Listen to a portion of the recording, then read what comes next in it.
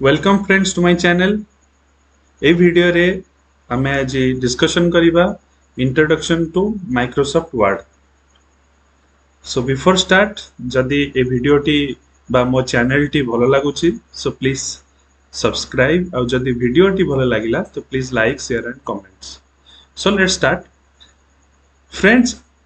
ए जो स्क्रीन टा देखुचंती ए स्क्रीन टा होची एमएस वर्ड रो application MS for Microsoft Word. तो ये माइक्रोसॉफ्ट कंपनी बहुत गुड़े एप्लिकेशंस बा सर्विस प्रोवाइड करे। आ भितर मोस्ट पॉपुलर अच्छी एमएस वर्ड। आमे नोटपैड यूज करिथिबा। सो मुझे एठी नोटपैड देखेबी। नोटपैड कंटेंट ए भलिया थिबो। एटा होची गोटे basic application for writing any text. आ भितर आमे केवल टेक्स्ट राइटिंग करि परिबा। सपोज मु लिखिले हाय हेलो वेलकम। तो ये टेक्स्ट मु जहाँ लिखिली ये टेक्स्ट को मु एडिटिंग करि परिबी थ्रू एडिट ऑप्शंस जेमति कि अंडो कॉपी पेस्ट फाइंड नेक्स्ट और मु आकु सेव एज ए सब ऑप्शन थ्रू रे काम कर परिबी। तो ये गोटे बेसिक टेक्स्ट एडिटिंग सॉफ्टवेयर। जदि आमे टिके एडवांस टेक्स्ट एडिटिंग सॉफ्टवेयर कथा कहिबा then let's comes to MS Word. तो ये एमएस वर्ड हमको कोठी मिलिबो हमको एटी सर्च बॉक्स रे जाई कि जदि डायरेक्ट वर्ड बोली किने लिखि दबा तो एठी वर्ड बोली किना w बाई जो लोगोटी हमको शो करिवो आमे ए लोगो ऊपर क्लिक कर देले ए भलिया एमएस वर्ड ऑप्शन ओपन हो जबा एमएस वर्ड एप्लीकेशन ओपन हो जबा। सो ये एमएस वर्ड एप्लीकेशन रो जो टॉप कंटेनर ताको कोनती टाइटल बार। तो ये टाइटल बार कंटेन करे बेसिक इंफॉर्मेशन जेमति कि ए टेक्स्ट एडिटिंग जो कामटी मु करिबी यार ना अछि डॉक्यूमेंट 1 बाय डिफॉल्ट। मु जते बेले सेव करि देबी किछि ना को सो ये नेम सेव हे जिवो। देन तापर अछि मल्टीपल टैब। आ भीतर अच्छी रिबन डिस्प्ले।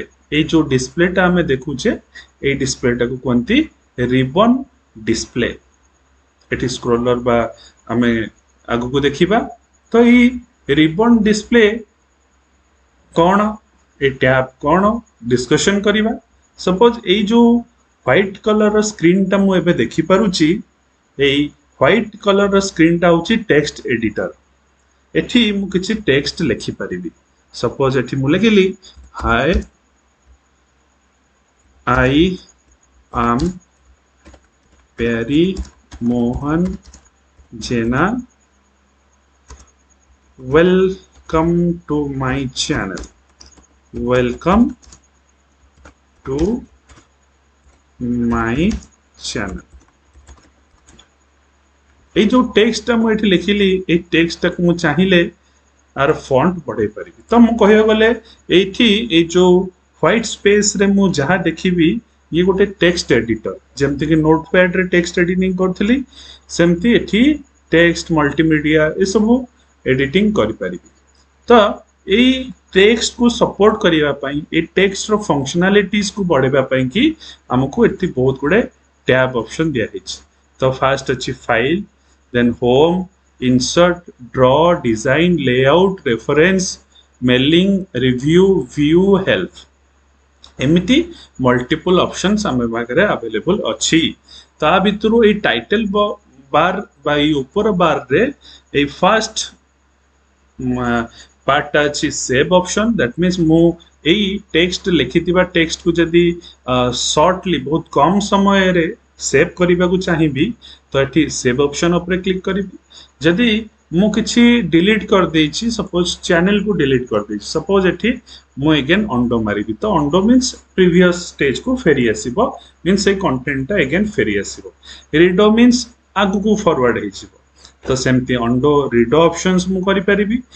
तापरे ए रिबन डिस्प्ले को मु चेंज कर परिबी। सपोज जेहेतु एटा गोटे टेक्स्ट एडिटर ए टेक्स्ट एडिटिंग कला बेले जदि मते किछि एक्स्ट्रा काम बा मते पूरा टेक्स्ट को देखिबा को पड़े तो मु एठी रिबन ऊपर क्लिक करके ऑटो हाइड कर देबी दैट मींस एठी जो मो स्क्रीन टा देखिली एटी कम्प्लीटली मु कौन कली मो टेक्स्ट एडिटर को देखि पारली तो एटी मु जहाँ भी किसी टेक्स्ट एडिटिंग करी मोर ऊपर रिबन टी कटि जीव तो ऑब्वियसली मते एटी सुविधा रे मो टेक्स्ट एडिटिंग करि पारिबी मु अगेन ए सही जगह को पळेबी अगेन ताको कोन कर देबी ना show tabs and comment again more पूर्व स्टेज को फेरी आसीबो तापरे जदि मु चाहिबी जे ए रिबन कंटेंट गुरा ऑटोमेटिकली हाइड हो जाऊ तो एटी मु कोन करिबी शो टैब्स ऊपर क्लिक कर देबी केवल टैब्स मते शो कला बट मु जेतेबेले चाहिबी रिबन देखिबा तारी ऊपर क्लिक करबी तळे रिबन पूरा पळे आसीबो बट एटी गोटे प्रॉब्लम करियो कोन ना ए टेक्स्ट ऊपर को से पळे आसीबो दैट मींस मु एटी स्क्रोलर देखि परिबी नाही ऊपर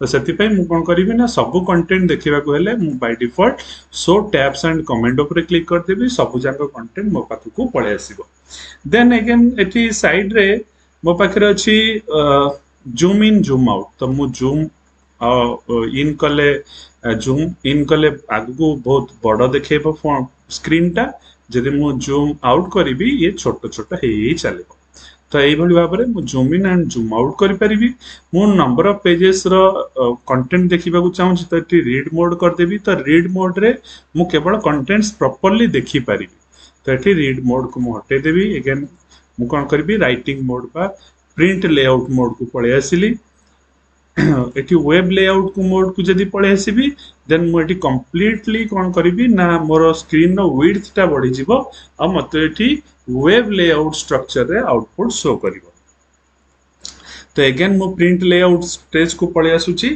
तो by default stage is print layout stage then आपरे आ गुटे पॉइंट डिस्कशन करबा को चाहिबी तो ये सब टैब्स ऊपर आमे आगु को देखिबा धीरे धीरे सिखिबा ई टैब्स रो काम कोन बट ए भितरे मेन टैब अछि एठी गोटे देखिबा help tab tell me what you want to do ए हम मन को सहयोग करिया पे कि दिया हेछि सपोज मु चाहूची एई टेक्स्ट ऊपर किछि गोटे फंक्शनलिटी यूज करबी एंड से फंक्शनलिटी रो डिटेल्स मु एठी जानि नै ए सब ऑप्शन विषय रे मु ए पर्यंत जानि नै तो एठी मु सपोज किछि लिखि देबी suppose highlight text highlight colour मु चाहूची जे टेक्स्ट को हाइलाइट करिया पे तो मते संक्षेप ऑप्शन से दे देला जे एथि अछि टेक्स्ट हाइलाइट कलर सपोज मु एथि चाहबी फॉन्ट साइज बढ़ेया पे फॉन्ट साइज तो मते फॉन्ट साइज रो कंप्लीटली इंफॉर्मेशन पळे आसिला जे फॉन्ट साइज कोठी मिलिबो फॉन्ट सेटिंग कोठी अछि फॉन्ट कलर कोठी अछि